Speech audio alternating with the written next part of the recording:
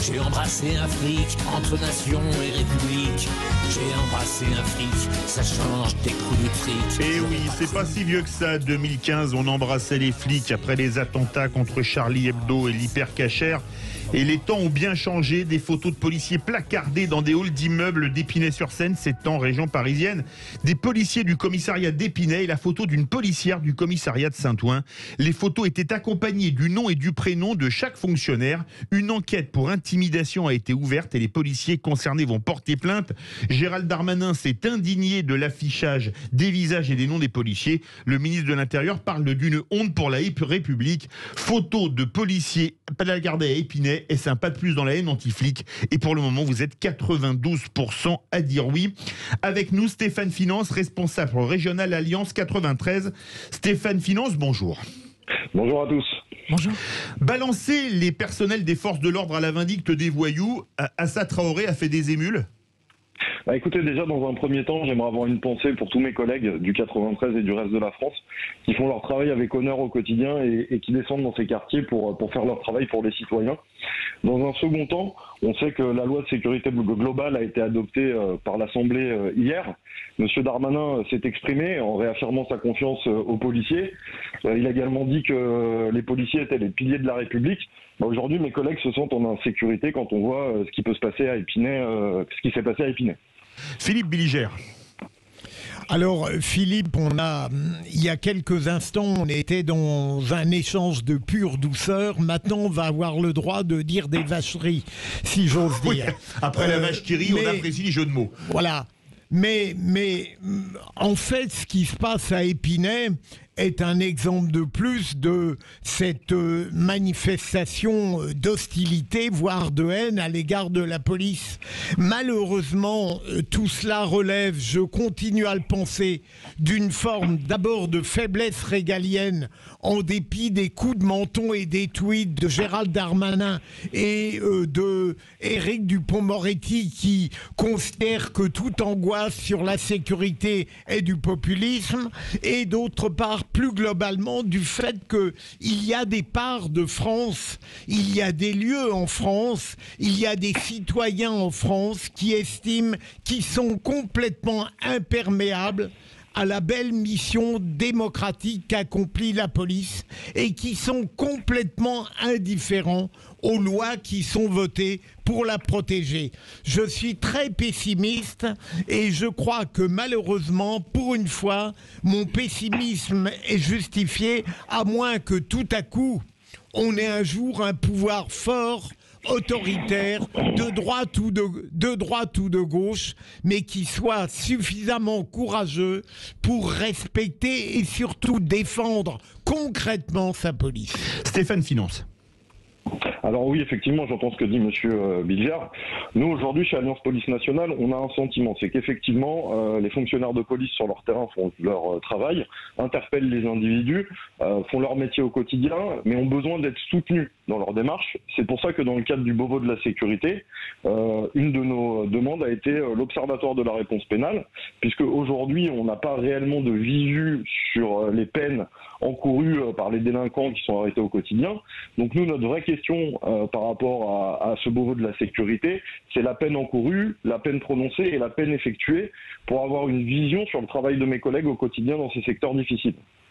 Philippe Deveul, après l'avocat général, l'avocat.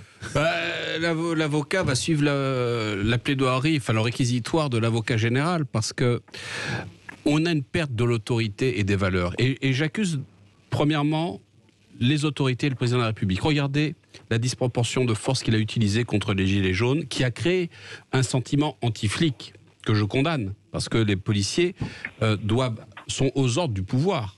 Et c'est le pouvoir qui leur dit « allez-y ou n'y allez pas, il faut y aller moderato, plutôt pas ». Et l'utilisation du LBD n'a pas favorisé une bonne ambiance et quelque chose de productif. J'écarte maintenant cette chose. Et pour vous dire que malheureusement, vous serez jamais soutenu par le gouvernement parce qu'il est tenu par des tiraillements philosophiques. Et d'ailleurs, le président Macron vous a lâché lorsqu'il a fait cette interview dans Brut où il a reconnu que la police était raciste, enfin qu'il y avait des choses qui n'allaient pas, etc. Alors qu'il vous doit sa survie politique, hein, parce que au moment des premiers actes, ça tenait sur un fil.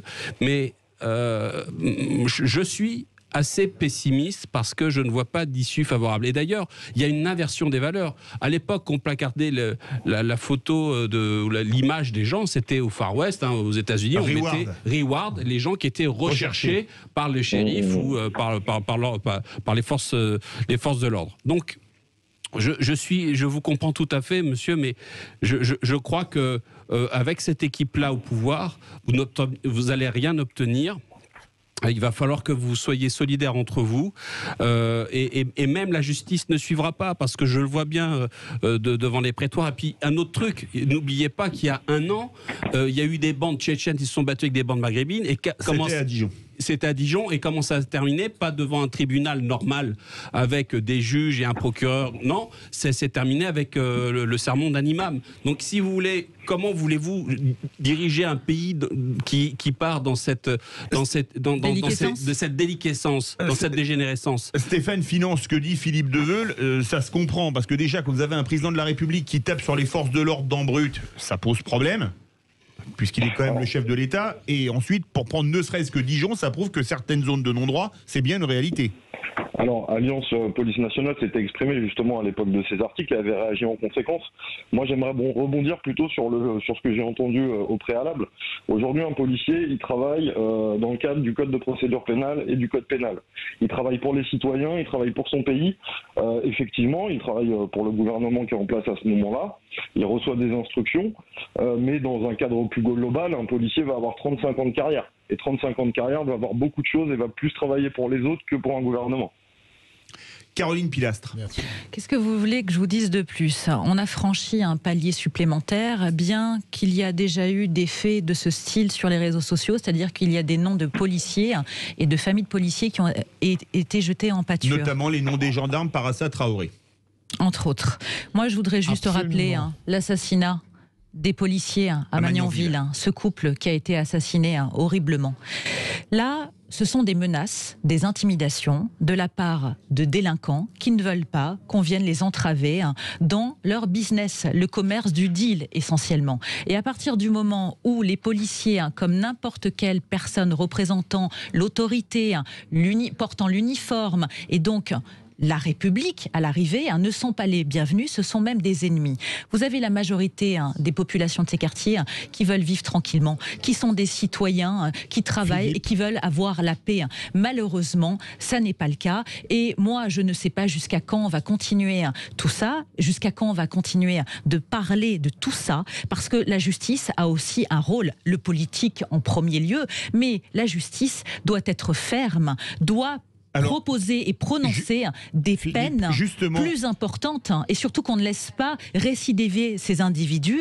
Et moi, je suis pour qu'on équipe les policiers de caméras pour éviter la présomption de culpabilité. Alors, Philippe Bilger veut réagir. On redonne la parole pour répondre à Caroline Pilastre et à Philippe Bilger, à Stéphane Finance. Et après, on va au 0826 300 300. Justement, Philippe, je voudrais poser une question à notre ami policier.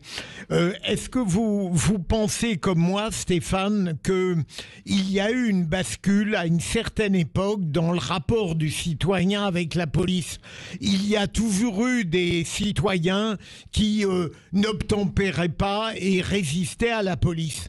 Mais ce qui m'a paru changer radicalement la donne depuis quelque temps, c'est que dorénavant, on a des voyous qui non seulement résistent, bien sûr, mais qui tentent des guet-apens, qui sollicitent la police et qui n'hésitent pas à s'en prendre à elle délibérément et assez souvent. Est-ce que vous ne considérez pas comme moi, Stéphane, que ça, c'est un changement radical? Stéphane Finance, pour répondre à Caroline Pilastre et Philippe Bilger.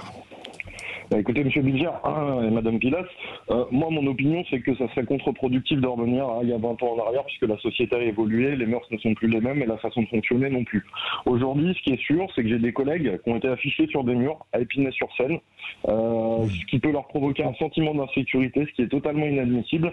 et qu'il faut une réponse rapide et ferme avant de rentrer dans une spirale qu'on ne contrôlera plus derrière, puisque par exemple aujourd'hui j'ai encore appris que sur la Courneuve dans le 93, des noms et des prénoms de mes collègues ainsi que des immatriculations avaient été tagués sur des murs dans un quartier de la Courneuve.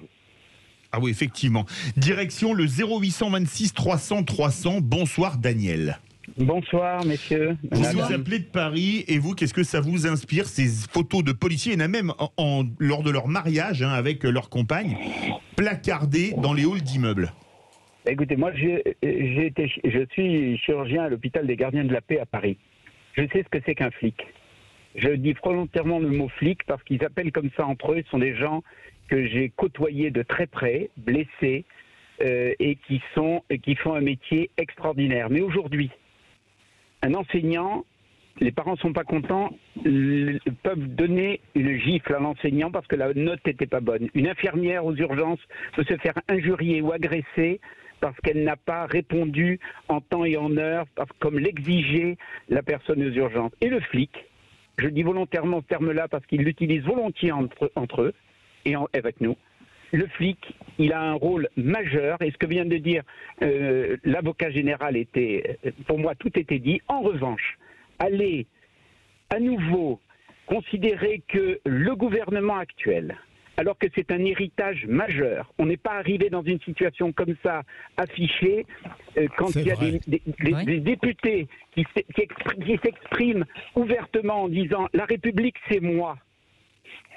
De prendre des positions aussi complètement décalées par rapport à la loi, de quel droit un député se permet-il? Donc il n'y a pas de limite. Il n'y a pas de limite. Donc aujourd'hui, l'héritage, dire que, comme le disait l'avocat, la plaidoirie était, à mon avis, critiquable, c'est pas avec ce gouvernement que ça marchera. Il faut plus d'autorité, mais allons-y.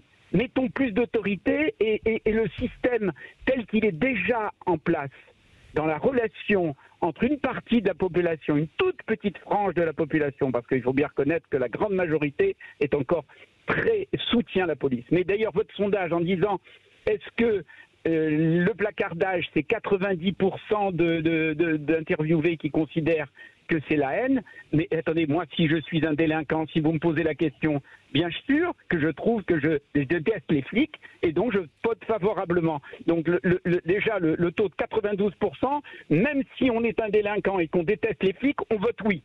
Donc alors, Daniel, restez avec nous, on va faire réagir Stéphane Finance. Bah écoutez, j'entends ce qui a été dit. Moi, je pense qu'effectivement, aujourd'hui, on a passé une étape. S'attaquer à l'autorité, s'attaquer aux policiers, c'est comme si on s'attaquait à l'État et à l'autorité de l'État.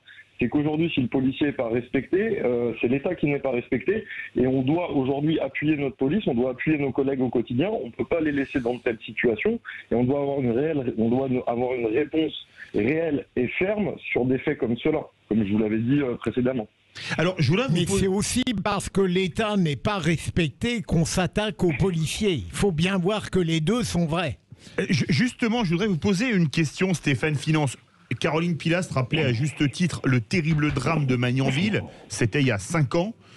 Vos collègues qui sont affichés dans des halls d'immeubles, on va les muter ailleurs, en Ile-de-France ou ailleurs en France. Et quelles sont les mesures qui vont être prises par la hiérarchie ?